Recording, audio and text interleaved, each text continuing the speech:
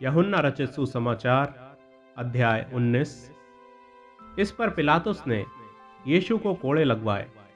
सिपाहियों ने कांटों का मुकुट गूंथ कर उसके सिर पर रखा और उसे बैंजनी वस्त्र पहनाया और उसके पास आकर कहने लगे, हे यहूदियों के राजा प्रणाम, और उसे थप्पड़ भी मारे। तब पिलातुस ने फिर बाहर निकलकर लोगों से कहा, देखो, मैं उसे तुम्हारे पास फिर बाहर लाता हूं, ताकि तुम जानो कि मैं उसमें कुछ भी दोष नहीं पाता।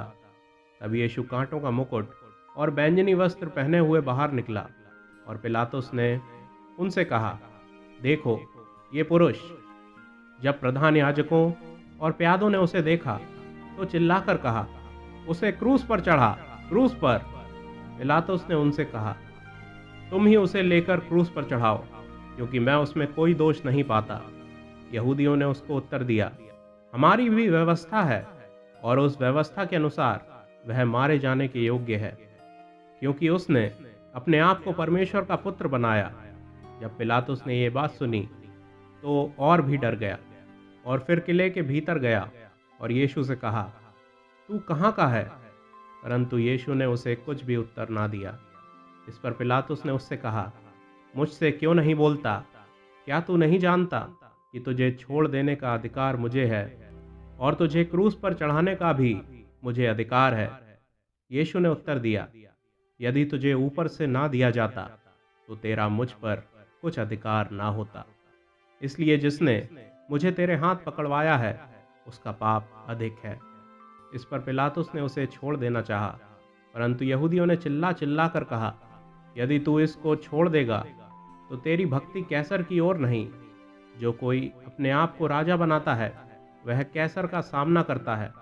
ये बातें सुनकर पिलातुस यीशु को बाहर लाया, और उस जगह एक चबूतरा था जो इब्रानी में गब्बता कहलाता है, और वहाँ न्याय आसन पर बैठा। ये फसह की तैयारी का दिन था और छठे घंटे के लगभग था। तब उसने यहूदियों से कहा, देखो तुम्हारा राजा। परंतु वे चिल्लाए, ले जा, ले जा, उसे क्रूस पर चढ़ा। पिलातुस ने उनसे कहा, क्या मैं तुम्हारे राजा को क्रूस पर चढ़ाऊं? प्रधान याजकों ने उत्तर दिया, कैसर को छोड़ हमारा और कोई राजा नहीं। तब उसने उसे उनके हाथ सौंप दिया, ताकि वह क्रूस पर चढ़ाया जाए। तब वे यीशु को ले गए, और वह अपना क्रूस उठाए हुए उस स्थान तक बाहर गया जो खोपड़ी का स्थान कहलाता है, और इब्रानी में गुलगुता। वहाँ उन्होंने उसे और उसके साथ और दो मनुष्यों को क्रूस पर चढ़ाया, एक को इधर और एक को उधर, और बीच में यीशु को। पिलातुस ने एक दोष पत्र लिखकर क्रूस पर लगा दिया, और उसमें यह लिखा हुआ था, यीशु नासरी, यहूदियों का राजा। ये दोष पत्र बहुत से यहूदियों ने पढ़ा, क्योंकि वह स्थान जहाँ यीशु क्रूस पर चढ़ाया गया था नगर के पास था, और पत्र इब्रानी और लतीनी और यूनानी में लिखा हुआ था। तब यहूदियों के प्रधान याजकों ने पिलातुस से कहा, यहूदियों का राजा मत लिख, परंतु यह कि उसने कहा, मैं यहूदियों का राजा हूँ। पिलातुस ने उत्तर दिया, मैंने जो लिख दिया वह लिख दिया। तब सैनिक यीशु को क्रूस पर चढ़ा चुके तो उसके कपड़े लेकर 4 भाग किए, हर सैनिक के लिए एक भाग, और कुर्ता भी लिया। परंतु कुर्ता बिन सियन ऊपर से नीचे तक बुना हुआ था। इसलिए उन्होंने आपस में कहा, हम इसको ना फाड़ें, परंतु इस पर चिट्ठी डालें कि यह किसका होगा। यह इसलिए हुआ कि पवित्र शास्त्र में जो कहा गया वह पूरा हो। उन्होंने मेरे कपड़े आपस में बांट लिए और मेरे वस्त्र पर चिट्ठी डाली। अतः सैनिकों ने ऐसा ही किया। यीशु के क्रूस के पास उसकी माता और उसकी माता की बहन क्लोपास की पत्नी मरियम और मरियम मगदलीनी खड़ी थी। जब यीशु ने अपनी माता और उस चेले को जिससे वह प्रेम रखता था पास खड़े देखा, तो अपनी माता से कहा, हे नारी, देख, ये तेरा पुत्र है। तब उसने चेले से कहा, यह तेरी माता है। और उसी समय से वह चेला उसे अपने घर ले गया। इसके बाद यीशु ने यह जानकर कि अब सब कुछ पूरा हो चुका, इसलिए कि पवित्र शास्त्र में जो कहा गया वह पूरा हो, कहा, मैं प्यासा हूँ।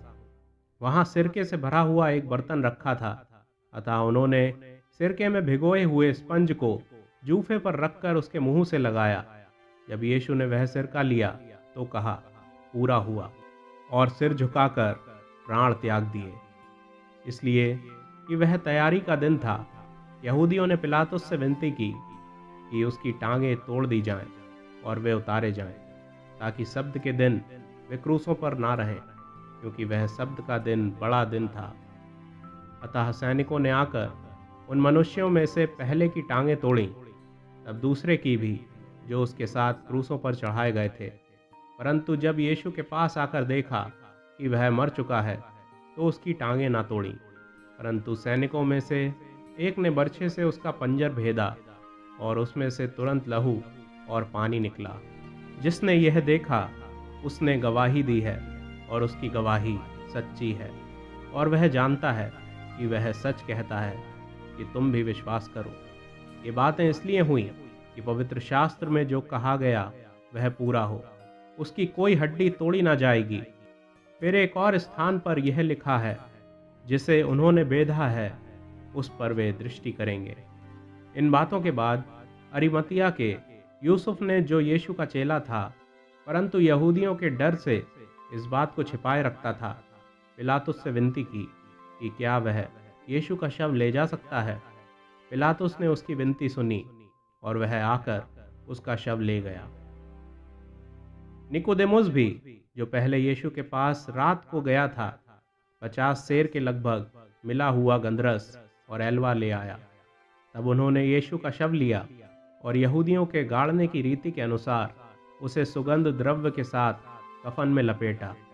उस स्थान पर जहां यीशु क्रूस पर चढ़ाया गया था, एक बारी थी, और उस बारी में एक नई कब्र थी, जिसमें कभी कोई न रखा गया था। इसलिए यहूदियों की तैयारी के दिन के कारण उन्होंने यीशु को उसी में रखा, क्योंकि वह कब्र निकट थी।